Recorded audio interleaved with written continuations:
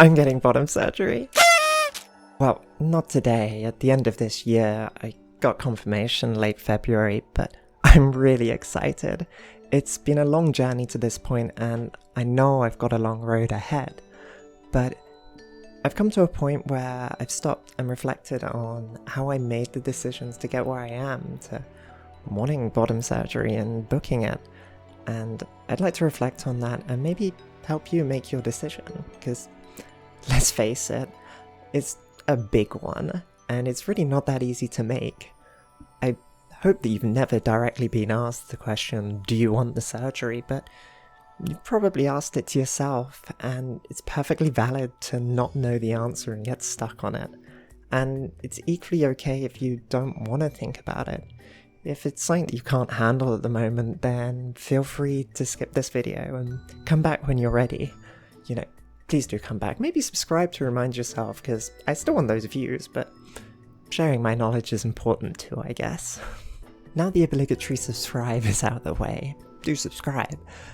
Hello darlings, and welcome to my little corner of the internet where I share what I've learned and discovered about myself as a trans woman.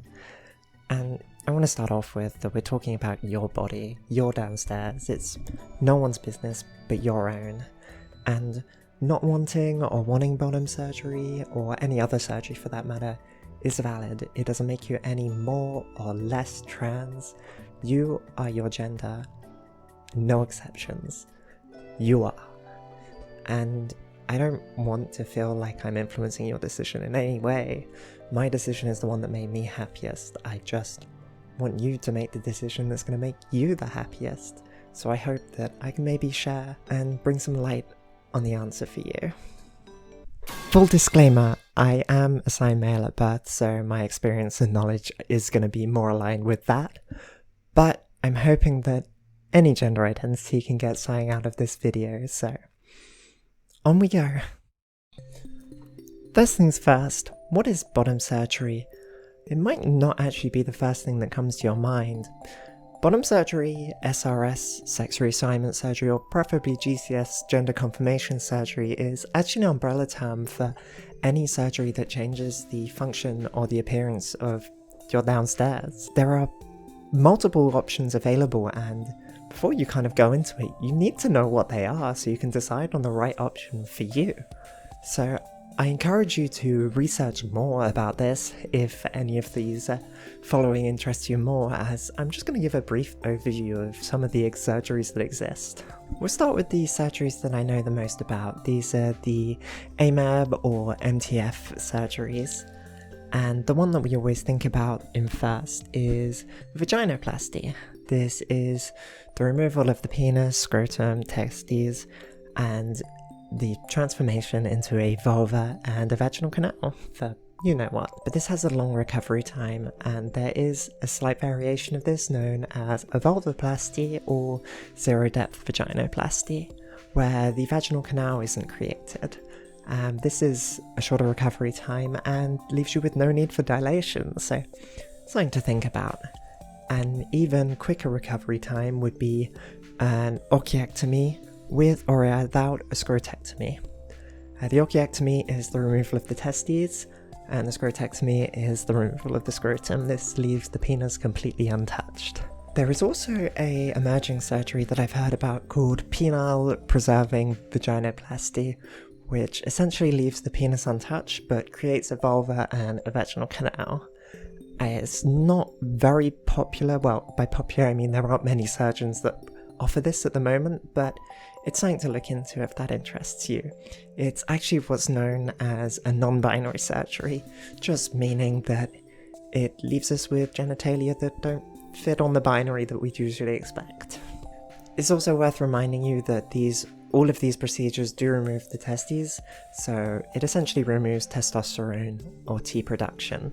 So the need to take anti-androgens or T blockers is no longer needed after the surgery, and your estrogen dose may change a bit, so it's important to let your endocrinologist, you see I'm used to saying the French, so I get a bit lost in the English, but yes, talk to them about it all.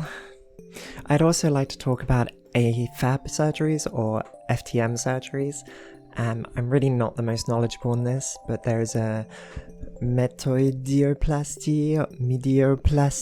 I'm really sorry, it's written here, but essentially this is where the enlarged clitoris from HRT is freed and moved into the position of a penis, and this is usually quite small, so if you wanted it to be larger, then you could have an additional surgery known as a phalloplasty, where a skin graft is taken to form an eopenis, and after that there are options such as penile implants and testicle implants. I wish I knew more, and I'm probably not the best person to go through information for this, but if that is you and you're interested, I really highly encourage you to research more about those surgeries. I touched on non-binary surgery earlier, but there is another option that I know of which is called nullification. This is available for both people, AMAB and AFAB, and it essentially just removes any external genitalia and just leaves you with kind of the urethra to pee from. It just essentially leaves you with a smooth downstairs if that is what you feel you're most comfortable with. Okay, now I've gotten all of that jargon and scientific talk out of the way, let's go and see how I came to my decision.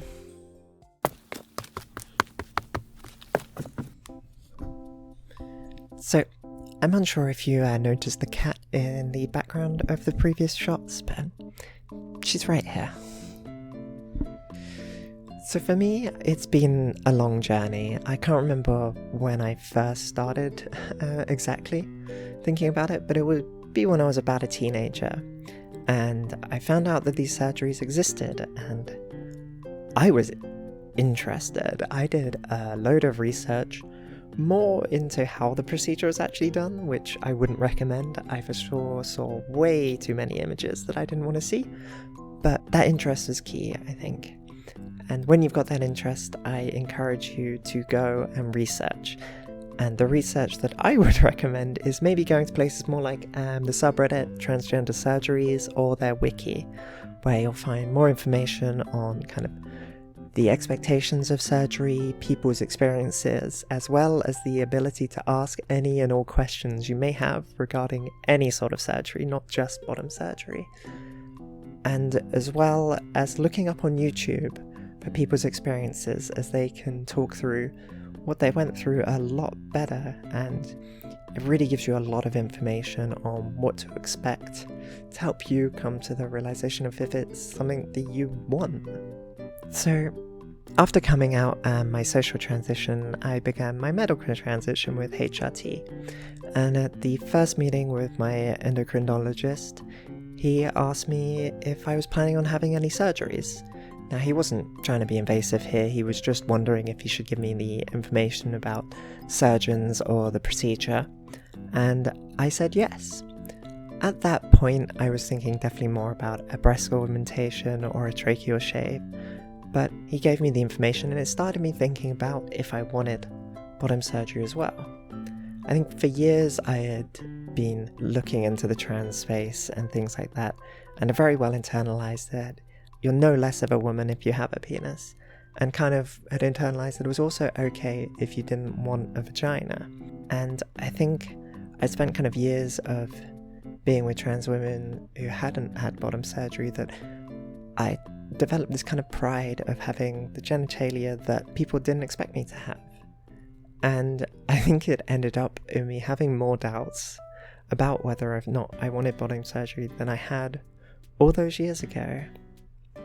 To try and kind of get through these doubts, I thought about my sexual experiences, because it's a sexual organ after all, and I wouldn't say that I didn't enjoy my experiences that I had, I did, but the more I thought about them, the more I realized that I was kind of putting myself into my partner's shoes if they had a vagina, trying to imagine what it felt like to be on that end, and wanting those experiences for myself. And I for sure got caught up on the fact that I had had enjoyable experiences, but the longer it went on, the more I realized that my body doesn't really know what it's doing with the equipment that I was given down there, and that I came to terms with the fact that I would have a much more enjoyable experience with a change of equipment.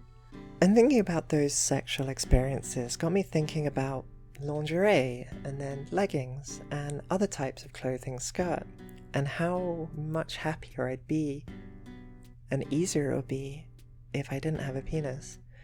Now don't get me wrong, it's okay to have a bulge if you enjoy yours, they're beautiful if you're confident, but for me, it's a great sense of dysphoria. And actually I want to talk about dysphoria a bit more, because I initially thought I didn't have bottom dysphoria. I think that I had really internalized that having a penis didn't make me any less of a woman, and it doesn't, but also that I've lived with this my entire life. It's all I've really known, so I think I just learned to tolerate it, and so it didn't exactly bring me dysphoria, but when I imagined myself wearing those clothes, or even in everyday situations of showering, getting dressed, swimming, and, more intimate stuff, I realized that those thoughts brought me a great sense of euphoria. And in fact, I do have bottom dysphoria, and now it's totally valid if you don't, and you're happy with all of that, but for me, I do, and it really made me realize that I'm not happy with what I have down there. I've just grown content. So I wish that was kind of it. Once you've decided that you wanted bottom surgery, you could just snap your fingers and that was it. But unfortunately there's another factor to consider, and that is recovery, and if you're ready for it. It's a major surgery and a long recovery time. As I mentioned earlier, there are orchiectomies that have a much shorter recovery time, as well as the zero-depth vaginoplasty that is also somewhat shorter, but still requires a while of being bedridden and a lot of loss of mobility. And for a full-depth vaginoplasty, you're looking at an even longer recovery time without mobility, as well as daily dilations for up to a couple of years, and then infrequent ones for the rest of your life. It is a massive undertaking and commitment, and it's perfectly valid to choose one with a shorter recovery time, believing you couldn't manage the longer one. And in fact, talking about that, I had the privilege of being there for the second half of the recovery of one of my friends, Fairy Princess Lucy. I really encourage that you go watch her video about her experiences. She has two, I'll link them in the description. But being there and seeing it firsthand was tough. You do lose your mobility and you do temporarily lose your independence, which is really difficult for a lot of people. And she had actually had zero depth for the quicker recovery time so she could get back to dancing. And I kind of knew that I wanted full depth, so mine would be even more difficult. But thinking about it and seeing this, I know that I can manage it for the happiness that I'm going to get out at the end. But that is something that you have to weigh up for yourself. And maybe it's just not the right time in your life to get it. Maybe you might have to wait a while, which can be difficult, but maybe you'll be in a better spot for recovery a bit later. It's a big commitment, and it's not a decision to be made lightly, so keep the recovery in mind as well. In conclusion, I think there are quite a few things that I thought about, but ultimately it came down to what would make me feel the happiest and most comfortable in my body. I know that with bottom surgery, I'm going to want to experience more. I'm going to be more confident with myself, and I'm going to enjoy life so much more. But if that's not you, that's perfectly valid. If you want to keep everything as it is, more power to you. Perfect. If you do want to change, I wish you all the best. It is a big commitment and a big change, so make sure you make the best decision for you. So I think we've made it to the end of the video. If you still have any questions, feel free to ask them in the comments below and I'll do my best to reply to them. And while you're down there, feel free to give the video a like, and if you want more content like this, feel free to subscribe, and I hope to see you soon. Just make sure you make the decision that is the best for you and is for you and no one else. You're worth it. You deserve it.